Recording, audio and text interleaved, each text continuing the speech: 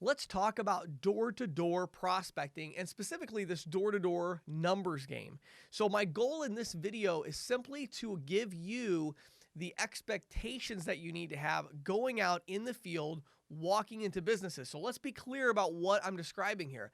I am describing a situation where you are going to drive out to a street in your local area where there are a bunch of businesses on the street. And then you are going to get out of your car and actually walk in cold turkey into businesses along that street. And you're just going to walk in and you're going to talk to them about cash discounting. Okay. Now, you might say, why would I do that? Maybe if you're like me, maybe you're coming in from a sales background where you were maybe a sales manager or you were a sales superstar, and you're coming into this industry and you're saying, what? You want me to walk into businesses? Why would I do that? I don't want to do that. I want to wait until I get leads, or I want to have, things handed to me, or I want to do this on the phone. Well, here's the thing. The same reason that you might be having a little bit of trepidation when I'm talking to you about walking into businesses cold turkey, that same resistance that you have right now watching this video, that is exactly why it works so well, okay? Because people don't want to do it. People don't want to go out door to door. And so it was really, for me, a battle 12 years ago when I got into the industry. I was coming from a sales management position where I had 30 salespeople. And, I really wasn't cold calling anymore. If I was selling, it was because I got a lead or something like that. And I had gotten my sales skill to a point where I felt like, that's beneath me. I don't need to cold call. But I'll tell you what was amazing to me is the first time I actually got out in the field and walked into businesses. And back then I wasn't even able to sell cash discounting. So it was even a lot harder, but I was amazed at how easy it was. Now, when I say that, I don't want to give you the wrong expectation. I'm not trying to tell you it's easy to go door-to-door prospecting, but what I'm telling you is, of course, you're going to have rejection. Of course, there's this numbers game, which we'll talk about, but I've sold a lot of different things, okay? And I have to say that walking into businesses in my local area and presenting cash discounting is definitely the easiest prospecting I've ever done in my life. Okay, now does that mean people were super nice and everybody said yes? Of course not, right? I still got lots of rejection, but the thing is, it really set me apart. And so here's the reality of it. In our industry, in the credit card processing industry, and with cash discounting in particular, there are a lot of companies out there, probably 200 or 300 companies out there who are calling business owners to sell cash discounting over the phone. And just simple supply and demand will tell you that that's going to make phone sales a little more difficult, right? So when you're out door to door, number one, you're establishing that you are local. I mean, obviously, you're right there, and so you are physically local to this business, right? Number two, you're really giving yourself the best chance to have the longest conversation, because it's a lot harder for a business owner to kick you out of their business. It's a lot harder for them to do that than it is for them to hang up the phone on you, right? It doesn't take a whole lot of, emotional resistance to simply say, I'm not interested, click. But it does take a lot more than that, especially if you're charming and you're nice and you're likable, which most salespeople are. It's very difficult in that situation when you're face to face with the decision maker for them to say, we're not interested, get out of here. They may say they're not interested, but you're still going to have that opportunity to rebuttal the objection and to continue the conversation. Okay. So door to door is a terrific opportunity. Let's break down the numbers game, what you should expect. Okay.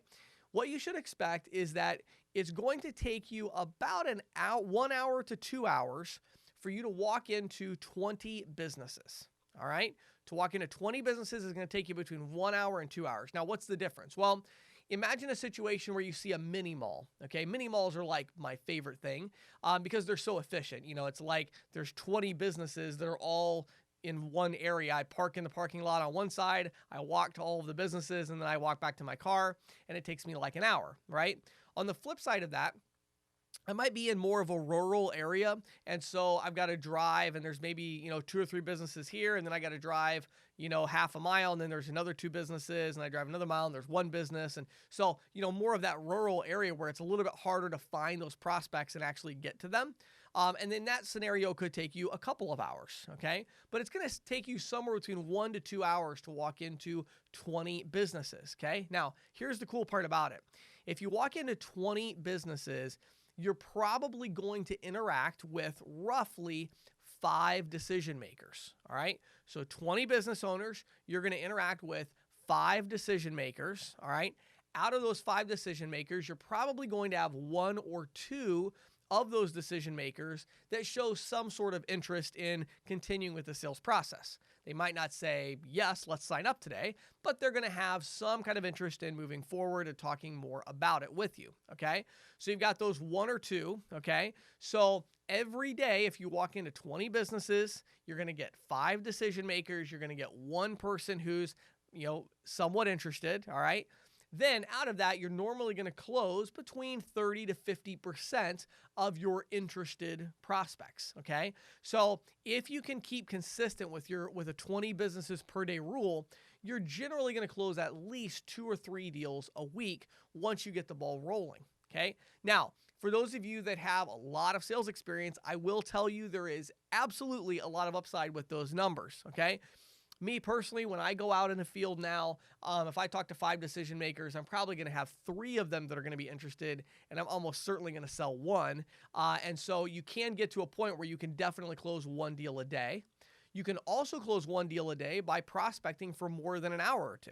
Yeah, right? So many of you are just getting started out in this business, and you're thinking to yourself, okay, an hour or 2, well, I'm used to working 8 hours a day, right?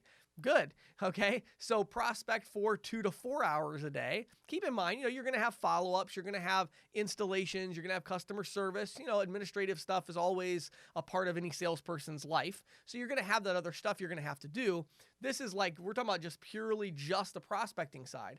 So if you can maintain consistent with 20 a day, that's going to be good for you. If you can go to 40 a day, especially initially when you're getting started, it will obviously double your results. And so you'll get started a lot faster. But what you'll find is, again, very, very quickly, especially with cash discounting, very quickly, you're going to have a lot of follow-ups and you're going to have a lot of stop-backs, right? And so it's not necessarily a one-stop close. We'll talk about that, and that's certainly possible as you get more talented and more experienced at it, but it's unlikely that you're going to do a one-stop close most of the time. So that means you're driving back to places. So, to carve out that solid 2-hour prospecting block every single day, 5 days a week, that is really something that takes a lot of self-discipline and consistency. And if you can pull it off, I promise you're going to see amazing results. Okay. So we're going to get into the pitch and all of that stuff here in a little bit. But for right now, I just want you to understand 2 things. Okay.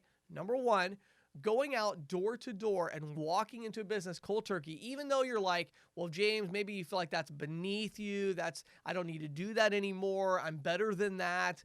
All of these excuses we tell ourselves that keep us from making the most money possible. Let me tell you right now, if you know how to sell, you are literally going to be hard pressed to find anything that you could do with your time that would make you more money than going out, walking in door to door to businesses and selling cash discounting. It is, I honestly believe it is one of the single most profitable activities that any sales professional could do. I legitimately believe that, because in this industry, when you're making 2, 3, 4, 5 sales a week, cash discounting, these accounts are extremely profitable. And so it's really going to have a big impact on your income. So think about it, door-to-door sales. We'll talk more about targeting and all these other things, but think about that numbers game, 25, 1, and then 50%.